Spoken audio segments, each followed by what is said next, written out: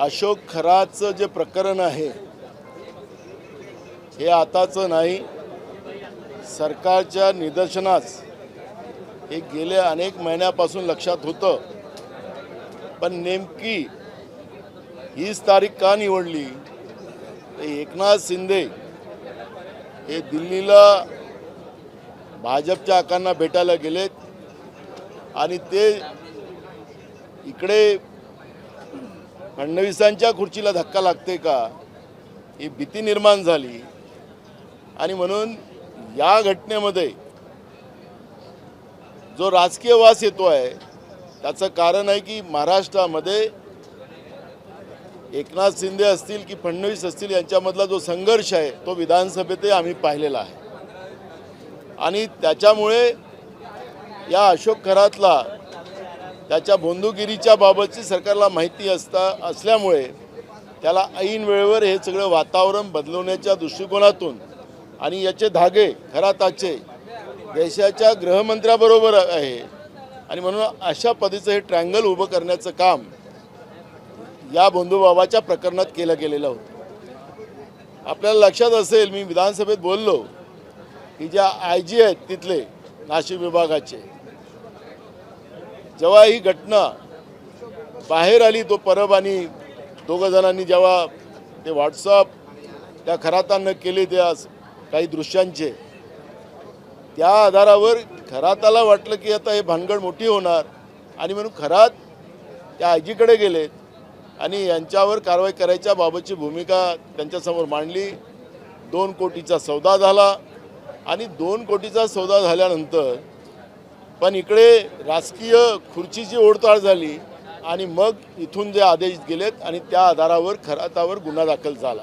तर इथं प्रश्न निर्माण असा झाला की सरकारला ही सगळी घटना माहीत होती, त्या ठिकाणी महिलांचं शोषण होते आहे, त्यांच्या शुद्धीकरणाच्या नावाने चांगल्या घरच्या महिलांना त्या ठिकाणी ओढून त्यांच्या पांढरपेशांबरोबर उद्योगपत्यांबरोबर जोड्या लावून त्यांचं अजून शोषण घेऊन त्यांचं ब्लॅकमेलिंग करून खरात त्या ठिकाणी पैसे लुटत होतं हे सरकारला माहीत होतं, पण सरकार त्याला राजकीय वापर करते आहे आणि हिंदूच्या नावाने सत्ता गाजवणारी जी लोक हिंदू धर्माला भ्रष्ट करतात, त्या भ्रष्ट करणाऱ्या लोकांना पाठीशी घालून जेव्हा त्याची गरज संपली त्यावेळेस त्याच्यावर या पद्धतीचा कार्यक्रम लावायचा आणि तिथपर्यंत महिलांचं शोषण होऊ द्यायचं, या पद्धतीच्या घटना या निमित्तानं लक्षात आलेल्या आहेत. विधानसभेत आम्ही सांगितलं की मुख्यमंत्र्यांनी याचं उत्तर दिलं पाहिजे. ही घटना ज्या पद्धतीनं आपल्याला सोपी वाटते आहे ती सोपी नाही आहे. सरकारचं याच्यामध्ये सहभाग आहे. तो बंधुबाबा देशाच्या गृहमंत्र्यापर्यंत, राज्याच्या मुख्यमंत्र्यापर्यंत अनेक मंत्री 7 मार्चला पुण्यामध्ये हा जो खरात होता दिवसभर एका मंत्र्याच्या घरी होता 7 मार्चला, मी तोही उल्लेख केला. त्यामुळे ही सगळे मंत्रिमंडळच या खराताच्या ओशन पाण्यामध्ये हे भिजलेलं आहे आणि म्हणून या सरकारने राजीनामाच दिला पाहिजे. महाराष्ट्राची बदनामी करणाऱ्या या मंत्रिमंडळालाच फडणवीस सरकारने राजीनामा द्यावा ही भूमिका आम्ही मांडलेली आहे. दुसरा महत्त्वाचा प्रश्न की हे नुसतं आपल्या महाराष्ट्रापुरतंच नाही, आता देशपातळीवर गेलं, जागतिक पातळीवर गेलं हे प्रकरण. मला इस्रायलमधून माझ्या एका मित्राचा फोन आला, फादरलँड आपण मदरलँड में रहते वो फादरलँड आहे, तिथून मला फोन आला की आता आमच्याकडे युद्ध चालू आहे, पण युद्धातही महाराष्ट्राची ही चर्चा या बंधुभावाची, जे महिलांचं शोषण, मुलींचं शोषण, विधवांचं शोषण, गरोदर महिलांचं शोषण करणाऱ्या बंधुबाबाची चर्चा इस्रायलमध्ये लढाई सुरू असताना सुद्धा त्या ठिकाणी चर्चा होते आहे. म्हणजे आपण जागतिक पातळीवर महाराष्ट्राची बदनामी या प्रकरणामुळे झालेली आहे आणि म्हणून मुख्यमंत्र्यांनी जे काल निवेदन केलं त्या निवेदनाने नाही चालणार, जी वास्तविकता या राज्याच्या समोर मांडावी आणि अशी बंधुबाबा जे आहेत महाराष्ट्रामध्ये जे हिंदू धर्माला भ्रष्ट करतात त्यांच्यावर कारवाई करावी ही भूमिका आमची आहे.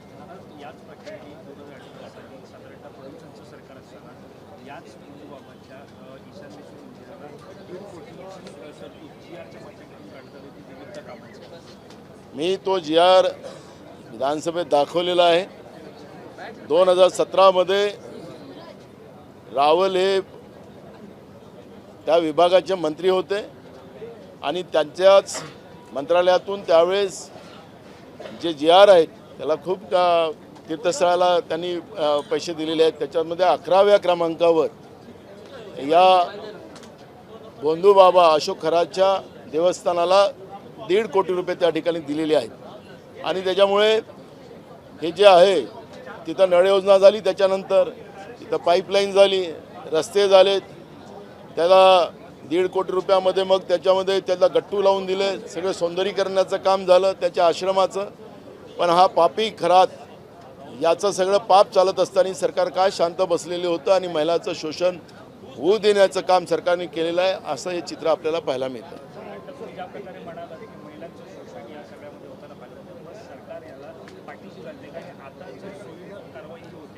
सोयीने कारवाईचंच मी सांगितलं की ही सोयीनं कारवाई झालेली आहे. मी माझं स्वतःचं उदाहरण दिलं. मी विधानसभा अध्यक्ष असताना मी पेडिक्युअर करायला मी सांगितलं, मला ते आमचे सुरक्षा लोक असतात त्यांना, ते मला वर्लीला घेऊन गेले. पण त्याला जाण्याच्या पहिले त्यांनी तिथल्या लोकल पोलिसांना कळवलं की इथं साहेब येतात आहेत आणि तिथं काय चुकीचे कामं होतात काय. त्यामुळे मी जेव्हा तिथं पोचलो तिथं पोलीस होती, तर मी आमच्या सिक्युरिटीला विचारलं, तर सिक्युरिटीने मला सांगितलं की की आम्ही पहिलेच पोलीस पाठवून इथे सगळी तपास आम्ही केला. मग राज्याचे मुख्यमंत्री, देशाचे गृहमंत्री, राज्याचे मंत्रिमंडळातली लोक या अशोक खराच्या नाशिकच्या जो बनवलेला मोठा ऑफिस आहे तिथं हे जायचे, त्याच्या आश्रमात जायचे.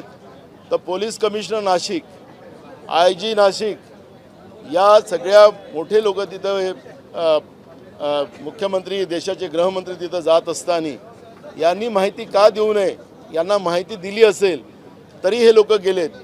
या पद्धतीची माहिती आम्हाला पुढे आणून द्यावी, ही मागणी आम्ही या ठिकाणी केलेली आहे.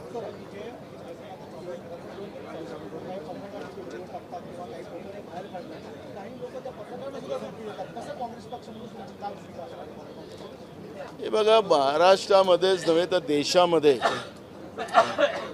ज्या चौथा स्तंभाला ज्या पद्धतीनं दाबण्याचं काम, जो आमच्या मर्जीनं काम करणार नाही, आम्ही सांगू ते केलं जाणार नाही, तर तो आमचा दुश्मन आणि त्याच्यावर कारवाई केली जाणार, अशा पद्धतीची परिस्थिती आहे.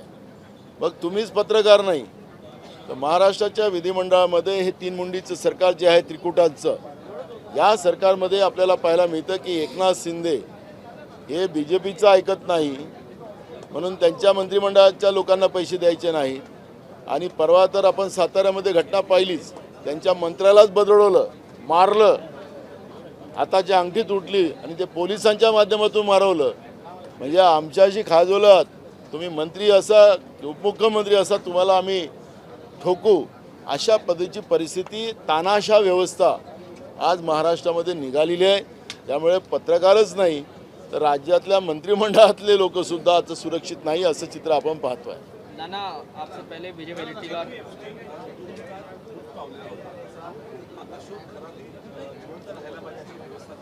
मी आज ती भूमिका मांडली की आपल्याला बदलापूरची घटना माहिती आहे. अक्षय शिंदेला ज्या पद्धतीने एन्काउंटर केलं आणि त्या शाळेतल्या संचालक मंडळाला वाचवण्याचा जो प्रयत्न झाला, त्याच्यानंतर सुमोटो हायकोर्टाने हे प्रकरण ताब्यात घेतलं आणि पोलिसांचं बिना पाण्यानं त्यांची हजामत केली, ही सुद्धा आपण विसरलेलो नाही. त्याचप्रमाणे अशोक खरातची फाईल तयार झाल्यानंतर, एफस्टीन फाईल तयार झाल्यानंतर महाराष्ट्रातली ही अशोक खरातची, त्याच्यानंतर अशोक खरात जिवंत राहील की नाही राहील शंका आमच्या मनात आहे. आणि म्हणून ते मी बोलून विधानसभेत दाखवलेलं आहे. आणि म्हणून पहिलेच, कारण की अक्षय शिंदेचं प्रकरण मला माहिती आहे, माझं चुकून मी अक्षय शिंदेच्या जागी मी अक्षय शिंदे आणि मग एकदम एकनाथ आलेला होता, तर मी त्याला म्हटलं की मी एकनाथ नाही त्याचं, तर त्याच्यामुळे मी तिथं थांबलो. ते शिंदे म्हटलं तर एकदम येऊन गेलं मला, कारण गेम राजकीय चालू आहे. त्यामुळे मला ते भीती आहे की या अशोक खरातचं सुद्धा अक्षय शिंदे होईल का, आणि म्हणून हे झालं नाही पाहिजे, त्याची भूमिका आम्ही मांडलेली आहे. खरातांची संबंधित जे ट्रस्ट आहेत त्या सर्व ट्रस्टींची आता चौकशी होणार. ट्रस्टीची तर झालीच पाहिजे. मी त्या दिवशी बोललो, आजही बोलतो, ते एकट्याच चाकणकर ज्या मॅडम होत्या त्यांनाच राजीनामा द्यावा लागला. जे मंत्री, जे मुख्यमंत्री, जे देशाचे गृहमंत्री या खराचे जे लोक सोबतीला होते आणि त्या ओशन पाण्याचा स्वाद यांनी घेतलेला आहे, तर मग यांचे राजीनामे का नाही? ती महिला आहे म्हणून तिचा राजीनामा. आणि मग हे काय, हे कशासाठी जात होते तिथं? दिसतं ओशन पाणी प्यायला जात होते. आणि म्हणून यांनी राजीनामे दिले पाहिजेत, ही मागणी आमची आहे. आजच बिल आलं महिला सुरक्षेचं पुन्हा. ते एकीकडे महिला सुरक्षा सांगायचं आणि महिलालाच बळी चढवायचं चाकणकर मॅडमच्या माध्यमातून. त्यामुळे माझा मुद्दा आहे की ते चाकणकर मॅडमचं मी काही समर्थन करत नाही, पण जे लोक त्याच्यामध्ये आहेत, जे लोक त्या ओशन पाणी पित होते, त्या ओशन पाणी पिणाऱ्या मंत्रिमंडळातल्या लोकांचाही राजीनामा झाला पाहिजे, ही भूमिका आमची आहे. तर संतोष देशमुख केसमध्ये एवढा वेळ झालेला आहे, आता जो आरोपी फरार आला आहे त्याच्यावरती बक्षीस लावण्यात आलेलं आहे, त्याला वॉन्टेड घोषित करून. हे बघा, हे सगळं नौटंकी चाललेली आहे. महाराष्ट्रामध्ये Maratha versus OBC, Banjara versus आदिवासी, गोवारी वर्सेस आदिवासी, ही महाराष्ट्रामधली आता एक नवीन परंपरा राज्य सरकारने आणलेली आहे. फडणवीसाचं सरकार महाराष्ट्रात आल्यापासून जाती जातीमध्ये, धर्माधर्मामध्ये वाद महाराष्ट्रामध्ये पाहायला मिळत आहे. त्यामुळे संतोष देशमुखाचं प्रकरण हे फक्त राजकीय दृष्टिकोनातून जिवंत ठेवायचं आणि त्याच्यावर राजकीय पोळ्या शेकायच्या. त्याला काय जमिनीमध्ये गडला आहे तो आरोपी का जगाच्या पाठीवर कुठे असेल? तर महाराष्ट्राचं पोलीस एवढं कमजोर झालं का, हा प्रश्न या ठिकाणी निर्माण होतो. आणि त्या मंत्र्याला, त्या गृहमंत्रालयाचे मंत्री जे आहेत ते स्वतः फडणवीस आहेत, ते कमजोर झालेत का? हे सगळे प्रश्न या निमित्तानं निर्माण होतात. नाना, विपक्ष के कई नेताओं का ये कहना है कि अशोक खरात मामले में जो है कई बड़े नामों को बचाने के लिए उसका एनकाउंटर किया जा सकता है. आपकी पार्टी के नेताओं ने भी बात कही है. मैं विधानसभा में वही बात को रखा हूँ, अभी रख के ही आया हूँ. बदलापुर में वहाँ पे लड़कियों का शोषण किया जाता था, स्कूल में बच्चे पढ़ने वालों का, और वहाँ पर जब ये प्रकरण सामने आया, वहाँ पे काम करने वाला जो अक्षय सिंधे नाम का आदमी था, वह हैंडीकैप था, उसको ये सब पता था. और जब उसको ही आरोप लगाकर, उसके ऊपर ही आरोप लगाकर पुलिस को कब्जे में लेने लगा और उन लोगों को बचाने के लिए अक्षय सिंधे को इनकाउंटर किया. सुप्रीम हाई कोर्ट ने उसके ऊपर महाराष्ट्र की पुलिस को बहुत लताड़ा था. वैसे ही एप्स्टीन फाइल जैसी हुई, जैसे अमेरिका में एप्स्टीन को जेल में मारा गया, वैसे ये बंधु बाबा अशोक खरात को भी सब मालूमात लेने के बाद, जो फाइल तैयार होने के बाद किसी को ब्लैकमेल करने के लिए वो फाइल का यूज़ किया जाएगा और अशोक खरात को भी इनकाउंटर किया जाएगा, ये डर हमारे को है. और इसलिए मुख्यमंत्री ने जवाब देते समय में अशोक खरात के जो भी है उसको कानूनन कार्रवाई होना चाहिए. पर इस तरह से पूरे जो प्रूफ है वो नष्ट करने का काम अगर सरकार की तरफ से होगा तो महाराष्ट्र की जनता, देश की जनता इनको माफ़ नहीं करेगी. ईरान अमेरिका युद्ध को देखते हुए केंद्र सरकार ने ऑल पार्टी मीटिंग बुलाई है. मोदी साहब पहले ही कह चुके हैं कि कोरोना जैसे संकट को झेलने के लिए तैयार सभी को रहना चाहिए. देश की सरकार और राज्यों की सरकार कहती है कि हमारे पास गैस की कोई कमी नहीं है, हमारे पास पेट्रोल की कमी नहीं है, हमारे पास डीजल की कमी नहीं है, हमारा देश सुरक्षित है. ये केंद्र सरकार भी कहती है और राज्य की सरकार भी कहती है. अब मोदी जी को क्या हो गया? कौन सा आश्चर्य हुआ? कौन सा चमत्कार हुआ? फादरलैंड में बर्बादी हो रही है तो मदरलैंड में भी बर्बादी होने का अब उनको अंदाजा है. तो इसलिए देश के प्रधानमंत्री ने जब युद्ध शुरू हुआ था, जो आखाती देश है अमेरिका है, ये हमारे लिए जो आखाती देश है, हमारे लिए ईरान हमारे लिए सबसे महत्व का था. हमें कम रेट में डीजल गैस सब मिलता था, लेकिन उसी से दुश्मनी लेने का काम केंद्र की सरकार ने किया है. और मुझे लगता है कि इतने दिनों के बाद, जब ये शुरुआत में ही अगर प्रधानमंत्री अगर देश के बारे में उनको थोड़ा भी ये रहता तो तभी विरोधी पक्ष के सभी लोगों को बुलाकर देश पे आने वाले संकट के ऊपर चर्चा करना ही चाहिए था.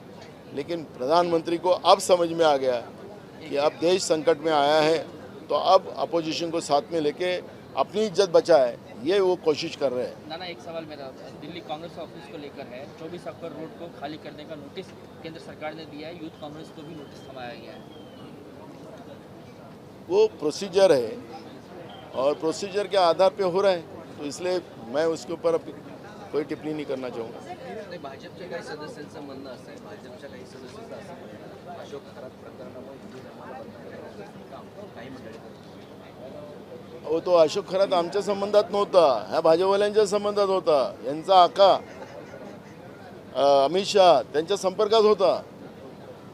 त्यांच्या सरकारतले मंत्री त्यांच्यामध्ये होते, मुख्यमंत्री होते. तर त्याला आता आम्ही बदनाम करायला जातो, ते उलट्या चोरांच्या बोंबा आहेत ह्या. हिंदू धर्माला यांनी बदनाम केलं आहे. या महाराजांना हेच सांगायची का भाजपला वोट करा म्हणून. त्यामुळे चोरांच्या उलट्या त्या नांदेडमध्ये घटना झाली, त्या आश्रमामध्ये तो हरिहर काय महाराज आहे, तो हा कृष्णाचा अवतार होता. आणि बायोलॉजिकल आता देशामध्ये तर झालेच आहे काही लोक, मी देवाचाच अवतार आहे सांगण्याला. त्यामुळे हे जे आहे धर्माला भ्रष्ट करणारी व्यवस्थाच भाजप आहे. त्यामुळे हिंदू धर्माचा नाशच हे BJP करेल. धर्माच्या नावाने राजकारण करून हिंदू धर्मासारख्या या चांगल्या धर्माला बर्बाद करण्याचं काम BJP करत आहे, असं आमचं म्हणणं आहे. सर, वॉलेटिव्हर म्हणाले की त्याचा एन्काउंटर पण होऊ शकतो. तुम्हाला मी म्हणालो विधानसभेत, मीच त्याला वडेट्टीवार साहेब इकडे बोलले असतील, मी विधानसभेत बोललो.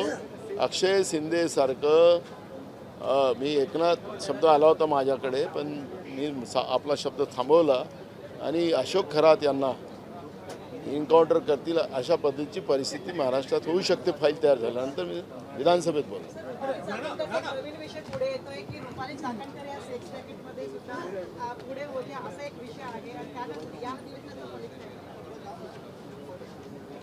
झिरो बट्टा सन्नाटा, काहीच नाही. घोषणा सरकार आपलं आम्ही किती चांगलं आहे हे दाखवण्याचा प्रयत्न करणार. शेतकरी वाऱ्यावर, बेरोजगार वाऱ्यावर, महागाईवर कंट्रोल नाही, कायदा सुव्यवस्थेचा कंट्रोल नाही. सरकारचं फेल्युअर आपल्याला या अधिवेशनात पाहायला मिळालेलं आहे. आम्ही विरोधक म्हणून आम्ही पूर्ण लढाई लढली, आम्ही जनतेचे प्रश्न मांडलेत, पण सरकार ते ऐकायला नाही. पाचवी बहुमताच्या आधारावर आपले सगळे बिलं पारित करणं, कामाचा जे रोजचं विधानमंडळातलं कामकाज असते त्याला वेळेप्रमाणे बदलवणं आणि या पद्धतीनं अजितदादा पवारसारख्या त्यांच्याच मंत्रिमंडळातल्या माणसाच्या बद्दलची साधी चर्चा करायला तयार नाही. अजून महाराष्ट्रात गुन्हा दाखल झालेला नाही, तो अपघात नाही, ती हत्या आहे. अशा पद्धतीचं आता आमचंही मत व्हायला लागलं आहे.